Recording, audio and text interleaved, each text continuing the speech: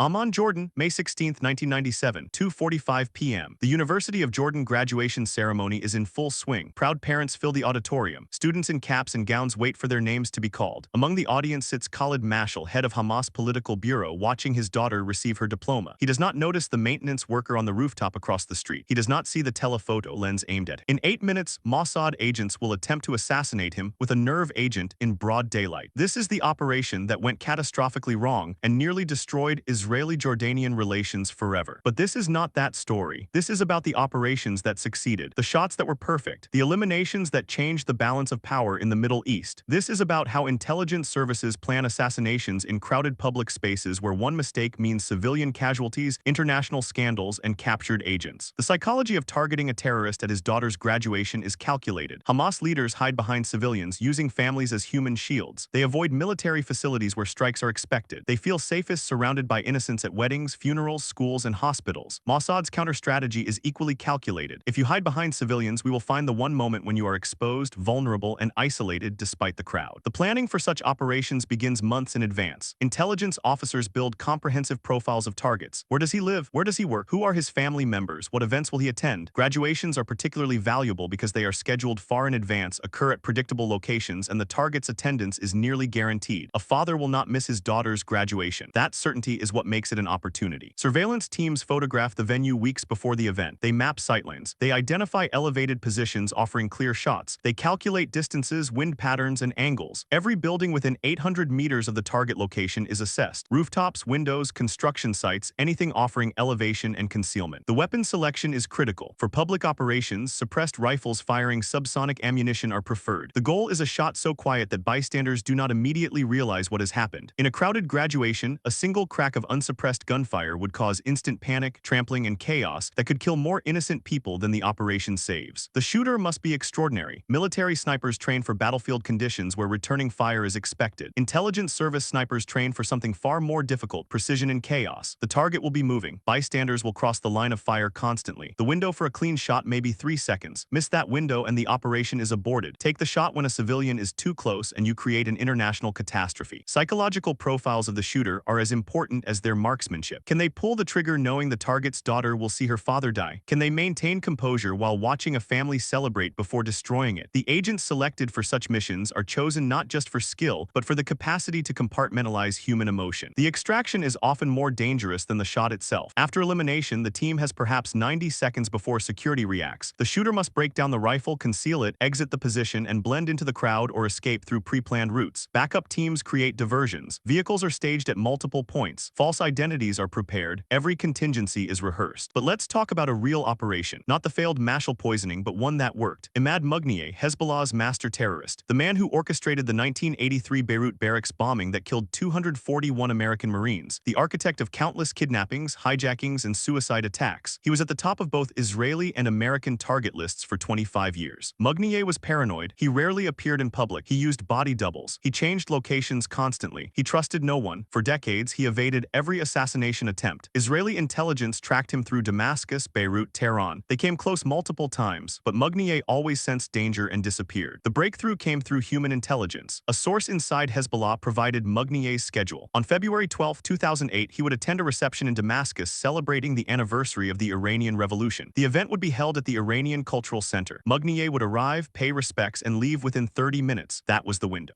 Israeli and CIA operatives had been positioning assets in Damascus for months. One team rented an apartment overlooking the cultural center. Another team placed a car bomb in a vehicle parked on the route Mughniyeh would take when leaving. The explosive device was sophisticated, a shaped charge designed to direct the blast into the target vehicle while minimizing collateral damage. The device was triggered remotely. When Mughniyeh exited the reception and entered his vehicle, operators watching from a safe distance confirmed positive identification. The moment his car began moving, the signal was sent. The explosion killed Mughniyeh instantly. His driver survived. Bystanders were shaken but unharmed. The precision was surgical. The operation succeeded because of patience. For 25 years, intelligence services tracked Mughniyeh, waiting for the perfect opportunity. When that opportunity came, execution was flawless. No civilians killed, no operatives captured, clean extraction, and one of history's most dangerous terrorists eliminated. Now consider the difficulty of a graduation ceremony. Unlike a cultural center where attendees are predictable, graduations involve hundreds of moving targets: families, children, elderly guests, university staff, security. The target will be surrounded by innocents at all times. A sniper must wait for the moment when the target stands, walks to a clear area, or pauses in a position where background is safe. The shooter is looking through a scope at perhaps 400 meters distance. At that range, a human head is the size of a golf ball through the reticle. The slightest wind shifts the bullet. The target's movement is unpredictable. Bystanders are constantly crossing the field of view. The pressure is immense. Consider the moral calculus. The target is a bomb maker responsible for attacks killing dozens. He trains others to build devices that kill indiscriminately. Allowing him to live means future attacks,